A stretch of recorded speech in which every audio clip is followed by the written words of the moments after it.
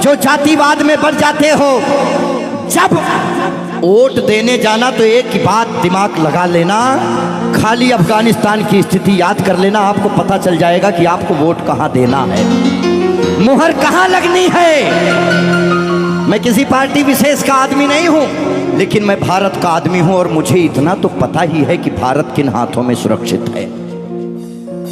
इसीलिए ध्यान से, ये जो जातिवाद में हम लोग बट रहे हैं उस पे है कि मन की हल्दी घाटी में राणा के भाले डोले थे, यूं लगता है वीर शिवाजी चीख चीख कर बोले थे।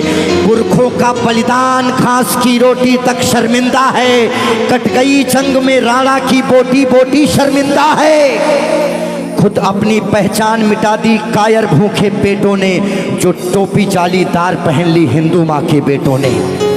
और सर पर लानत, तालियां नहीं, सुनिए पूरी बात, कि मन की हल्दी घाटी में राणा के भाले डोले थे, यूं लगता है वीर शिवाजी चीख चीख कर बोले थे। पुरखों का बलिदान घास की रोटी भी शर्मिंदा है, कट गई जंग में राणा की बोटी बोटी शर्मिंदा है। खुद अपनी पहचान मिटा दी कायर भूखे पेटों ने, जो टोपी जालीदार पहन ली हिंदू माँ के बेटों ने।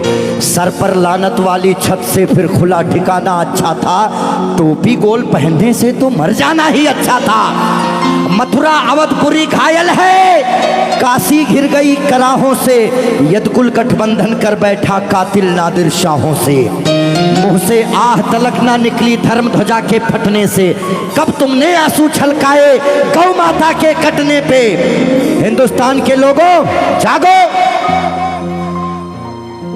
कब तुमने आंसू छलकाए गौ माता के कटने पे। जागे नहीं अगर आज हम, तो ये प्रश्न पीढ़ियां पूछेंगी। हमारे पास दो ही ऑप्शन है, या तो हम अपनी आने वाली पीढ़ियों के लिए चेतावनी बन जाएं या मिसाल बन जाएं। ना हम कश्मीरी पंडितों को भूलेंगे और ना राम भक्तों पे गोलियां चलाने वाले को भूलेंगे। ये वही भारत है, ध्यान रखिएगा। किसी बहकावे में नहीं आना है कि कब तुमने आंसू छलकाए गौ माता के कटने पे, और जागे नहीं अगर हम, तो ये प्रश्न पीढ़ियां पूछेंगी। गन पकड़े हिंदुओं के बेटे और बुरके से लदी बेटियां पूछेंगी, बोलेंगी हे आर्यपुत्र इतना उद्धार किया होता, खतना करवाने से अच्छा हमको मार दिया होता। और सोते रहो सनातन वालों तुम सत्ता की गोदी में, पर सांस आखिरी तक भगवा की रक्षा हेतु लड़ूंगा मैं। शीश कलम करवा दूंगा पर कलमा नहीं पढ़ूंगा मैं, शीश कलम करवा दूंगा। आने याद रखना, हमारे भारत में 29 राज्य हैं, जिसमें से खाली 22 राज्यों में हम लोग बहुसंख्यक हैं, बाकी अल्पसंख्यक। इसीलिए मैं भजन भी गाता हूं, मैं जागरण भी करता हूं, क्योंकि मैं भारत, मेरा चैनल कभी भी बदल सकता है। अभी देशभक्ति चल रहा है, कभी कभी कपिल शर्मा लग जाएंगे, फिर कभी आस्था लग जाएगा।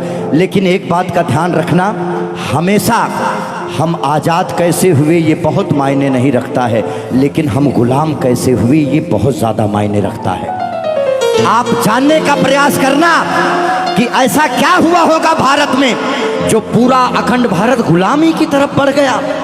इस देश में जिनको चोर कहना था, जो मुगल भारत को लूटने आए, चाहे वो गजनी रहा हो, चाहे वो औरंगजेब, महान अकबर जिसको जिल्ले इलाही कहा गया, जिल्ले इलाही खुदा की परछाई को कहते हैं। और जो भारत के लोग अकबर को महान बताते हैं, जिल्ले इलाही शहंशाह अकबर, जिल्ले इलाही खुदा की परछाई को कहता है। ये कौन सा जिल्ले इलाही है जो दिल्ली में महिलाओं की मंडियां लगाता है, महिलाओं की खरीदी फरोश करता है? इतनी काली परछाई कौन से जिल्ले इलाही की हो सकती है?